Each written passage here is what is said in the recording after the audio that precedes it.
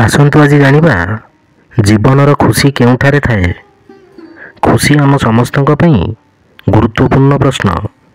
ଅନେକ ଲୋକ ବିଶ୍ୱାସ କରନ୍ତି ଯେ ଖୁସି ପ୍ରାପ୍ତିର ମୂଳ ମାନେ ଅଧିକ ଧନ ସମ୍ପତ୍ତି, ସଫଳତା କିମ୍ବା ଅନ୍ୟମାନଙ୍କ ସ୍ୱୀକୃତିରେ ରହିଛି, କିନ୍ତୁ ଏହା ବାସ୍ତବରେ ନୁହେଁ। ଖୁସି କୌଣସି ବାହାରୀ ଉପଲବ୍ଧି କିମ୍ବା ବସ୍ତୁରେ ନୁହେଁ, ଏହା ଆତ୍ମାର ଗଭୀରତାରୁ ଆସିଥାଏ। ଏକ ଶାଶ୍ୱତ ସତ୍ୟ ହେଉଛି ଯେତେବେଳେ ଆମେ ଆନ୍ତରିକ ଶାନ୍ତିକୁ ପାଇଯାଇପାରୁ, ସେଇଠାରେ ଖୁସି ରହିଥାଏ। ବାହାରୁ ଖୁସି ଦେଖିବାର ପ୍ରୟାସ ଓ ତା'ର ସୀମା। ଲୋକମାନେ ପ୍ରଥମେ ଧନ, ବିଶିଷ୍ଟ ଲକ୍ଷ୍ୟଗୁଡ଼ିକ ଅର୍ଜନ କିମ୍ବା ବୃହତ୍ ପ୍ରତିଷ୍ଠାରେ ଖୁସି ଖୋଜନ୍ତି, କିନ୍ତୁ ଏକ ବୃତ୍ତ ଭଳି ଚକ୍ର ଚାଲିଥାଏ।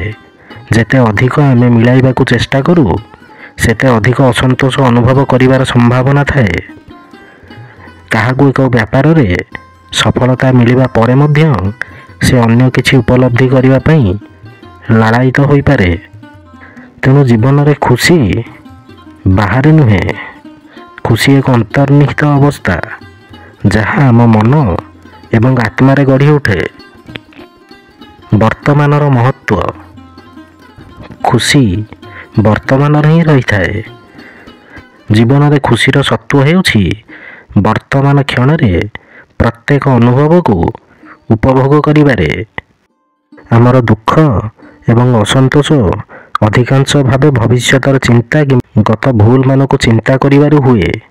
ଯେତେବେଳେ ଆମେ ଏହାକୁ ବୁଝିଯାଇ ବର୍ତ୍ତମାନର କ୍ଷଣକୁ ଆନନ୍ଦର ସହ ଗ୍ରହଣ କରୁ, ସେତେବେଳେ ଖୁସି ନିଜେ ଆମ ପାଖରେ ଥାଏ।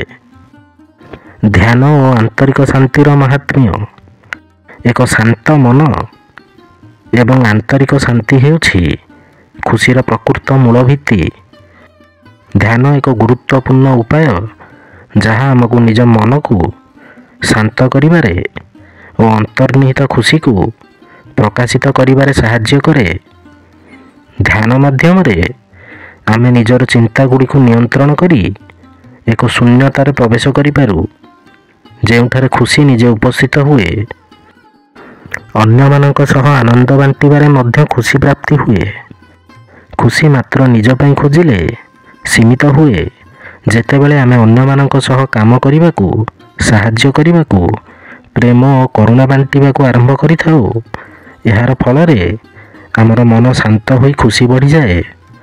ଏହି କ୍ଷୁଦ୍ର କାର୍ଯ୍ୟଗୁଡ଼ିକ ଏକ ଗଭୀର ଆନ୍ତରିକ ସନ୍ତୋଷ ଆଣିପାରେ। ଖୁସି ଜୀବନର କୌଣସି ଦୂର ଲକ୍ଷ୍ୟ ନୁହେଁ, ଏହା ଏକ ଯାତ୍ରା। ଆପଣ ଯେଉଁଦିନ ଏହାକୁ ବୁଝିଯିବେ ଯେ ଖୁସି କୌଣସି ବସ୍ତୁରେ ନୁହେଁ, ବରଂ ଆପଣଙ୍କ ଭିତରେ ରହିଛି, ସେହିଦିନ ଠାରୁ ଆପଣ ନିଜର ଜୀବନକୁ ପରିବର୍ତ୍ତନ କରିପାରିବେ।